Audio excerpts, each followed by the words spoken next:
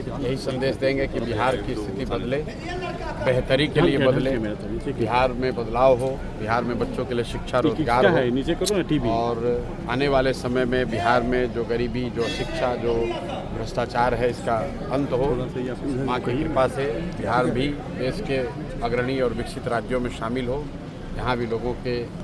बच्चों के लिए पढ़ाई और रोजगार हो, इसी कामना से यहाँ पर आए हैं। राहुल गांधी और तेजस्वी यादव ने कहा है कि चुनाव आयोग पर भरोसा नहीं है। जिस तरह से महाराष्ट्र में धांधली और बिहार में भी होने वाले चुनाव में हो सकता है, इसमें किस देखिए, मंदिर परिषद में कोई राजनीतिक टीका टिप्पणी ठीक नहीं है। जो उन्होंने बयान दिया है वो विपक्ष के लोग कई समय से, पिछले कई वर्षों से विपक्ष के लोगों ने अलग अलग समय पर यह आशंका जाहिर की है। 2-3 दिन पहले अभी राहुल गांधी ने महाराष्ट्र के चुनाव को लेकर एक अपनी सोच या उन्होंने जो पाया, उनके दल ने जो पाया उसके हिसाब से एक जानकारी को जनता के बीच में रखा है। मुझे ऐसा लगता है कि कांग्रेस चूँकि यहाँ मुख्य विपक्षी दल है देश के स्तर पर, राहुल गांधी विपक्ष के नेता हैं और उन्होंने अगर चुनाव की प्रक्रिया पर लिखित में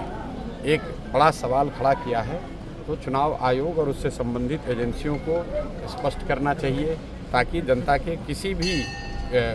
वर्ग में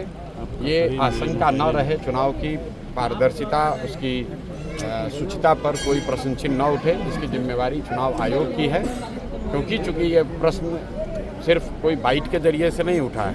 राहुल गांधी ने बाकायदा एक पूरा आर्टिकल लिखा है अखबारों में, उसमें उन्होंने उनके अनुसार महाराष्ट्र में जो हुआ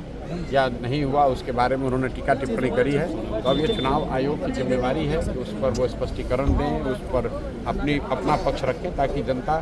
सभी बात को सुन समझकर ये निर्णय ले पाए कि क्या सही क्या गलत। मैं इन विषयों का विशेषज्ञ नहीं हूँ, मुझे उसकी कोई जानकारी नहीं है, लेकिन चूँकि ये मामला देश के विपक्षी के सबसे बड़े नेता ने उठाया है तो चुनाव आयोग को इसको गंभीरता से लेना चाहिए।